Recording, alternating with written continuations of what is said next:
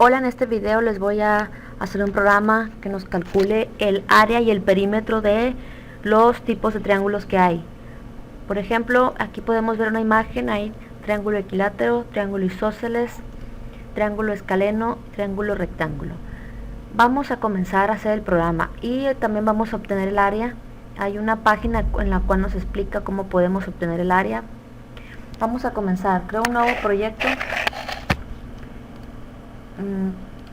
Aquí, código fuente, y vamos a poner la librería include iostream. Esta librería nos ayuda para utilizar las funciones de entrada y salida de datos, sin y code.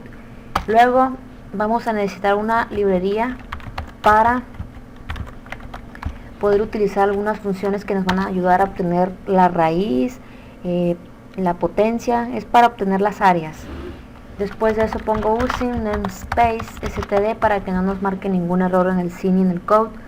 Después de eso, la función principal, le voy a dar un espacio, main, esto es lo primero que se ejecuta, return 0. Vamos a mostrar un mensaje primero, y este mensaje nos va a pedir que ingresemos una opción, es decir, nos va a pedir que elijamos si es equilátero, isósceles, etcétera. Entonces, elige una opción y luego de esto nos va a aparecer uno, triángulo isósceles, no, triángulo escaleno. ¿Cuál? Equilátero, isósceles, triángulo equilátero.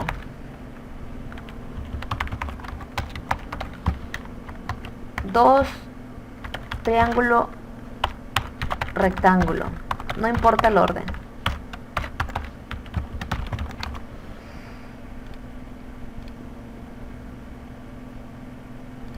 Isósceles y escaleno. Voy a copiar esto. 3, triángulo isósceles, es decir, dependiendo de lo que nosotros elijamos nos va a obtener el área y perímetro del triángulo especificado. 4, triángulo escaleno. Y después de eso vamos a capturar esa opción. Voy a declarar una variable llamada op, esto es para almacenar la opción. Y aquí con sin, cuando nosotros capturemos un valor numérico, se va a almacenar en la variable op. Nosotros podemos validar que sean simplemente del 1 al 4. Ahorita lo voy a hacer mediante el do while. Una vez esto que ya se almacenó, la opción del 1 al 4, se va a ejecutar switch y nos va a analizar qué hay en la variable op. Dentro del switch va a haber casos, case. Pues. Si es caso 1, lo que va a pasar es que vamos a obtener el área y perímetro de un triángulo equilátero. Por lo tanto, si es cada uno de los casos va a tener un break. Entonces, caso 1, vamos a obtener aquí que nos aparezca un mensaje, área, mejor triángulo equilátero. Nos va a especificar que vamos a obtener el área y perímetro de un triángulo equilátero. Después de eso, ¿qué necesitamos para el perímetro? Primero el perímetro. La suma de los lados de los triángulos es el perímetro, por lo tanto no importa el tipo de triángulo que sea, el perímetro siempre va a ser igual. Pero aquí, como dependiendo del triángulo nos va a pedir ciertos lados, por ejemplo en triángulo equilátero todos sus lados son iguales, por lo tanto como todos sus lados son iguales, aquí podemos verlo, con solamente un lado que nos pida nosotros vamos a poder obtener el perímetro. Es decir, nos va a pedir un lado, ingrese el lado y lo vamos a ingresar. Vamos a declarar una variable, vamos a llamarla el lado equilátero. Entonces ponemos el nombre de la variable lado equilátero y aquí se va a almacenar ese lado. Después de eso vamos a decir el perímetro es, y vamos a agregarle lado equilátero por 3, es decir, es la suma de los tres lados. Ya sabemos que multiplicar un valor por 3 es lo mismo que ese valor sumarse 3 veces. Aquí podemos ver que es 3 por el lado. Entonces nos va a mostrar en pantalla el perímetro es y me va a aparecer la suma de los 3 lados. Después necesitamos obtener el área. El área de un triángulo dice que se calcula por diferentes procedimientos según el tipo de triángulos de que se trate o de los elementos que se conozcan de ese triángulo. Pero la fórmula general para calcular el área de un triángulo es base por altura entre 2. B es la base y H es la altura. Por ejemplo, para un triángulo equilátero, que sus 3 lados son iguales, sabemos. Si ya conocemos uno de los lados, nada más nos faltaría obtener la altura. Por lo tanto, sería buena idea que nos pida cuál es esa altura. O también hay otra manera, otra de las fórmulas de